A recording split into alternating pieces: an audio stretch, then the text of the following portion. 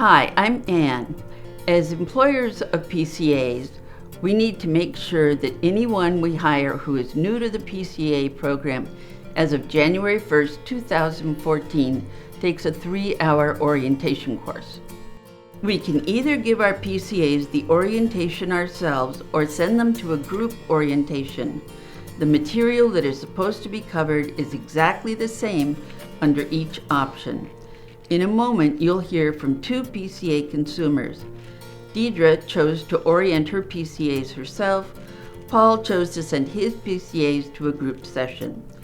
The experiences they share in the video may help you decide which option is best for you and your PCAs.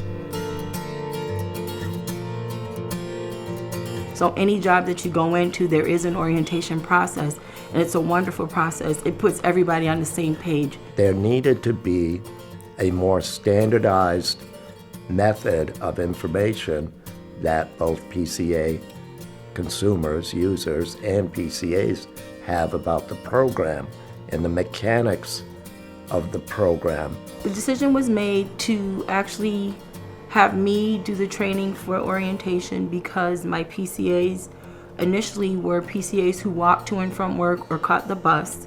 So it was a little bit easier for them to come to my house to get the training done.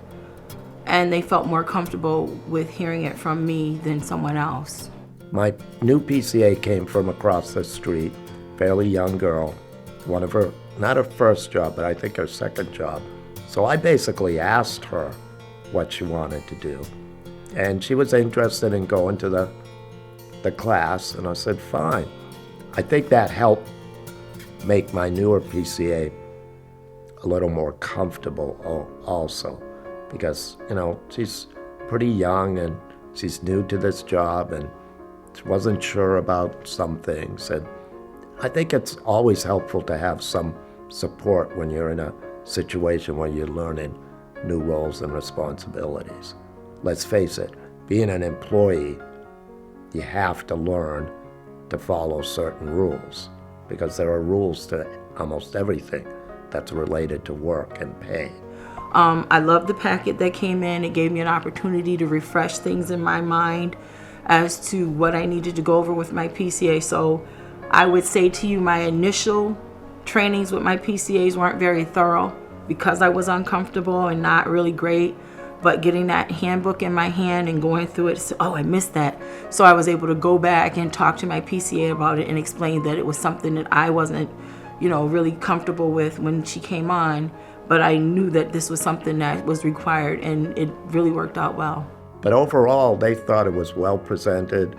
They thought the video was very good. It was very clear about explaining what independent living is and consumer choice, and that this program is about meeting our needs, and that we all have to keep that in perspective, that it isn't like your normal job. And I think they felt it was good to share that with, I think there were somewhere between 12 and 15 other people in the class. And I think, from talking with them, it was clear that anytime you can meet and interact with people who are doing the same job, you get insight from that, and you can get more knowledge and potentially more understanding of things like that. Yes, I gave my PCAs the materials up front, to give them an opportunity to go through it, to read it.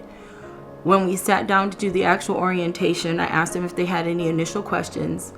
I then went through the material with them step by step just to make sure that there was nothing that they missed, or as they read, they might have had a question, and now that we're sitting down, they didn't remember, and questions came up as we read through the material, which I thought was great. So it kind of gave us a dialogue as we went through and helped them better understand what was going on. And it also helped me to become a better trainer.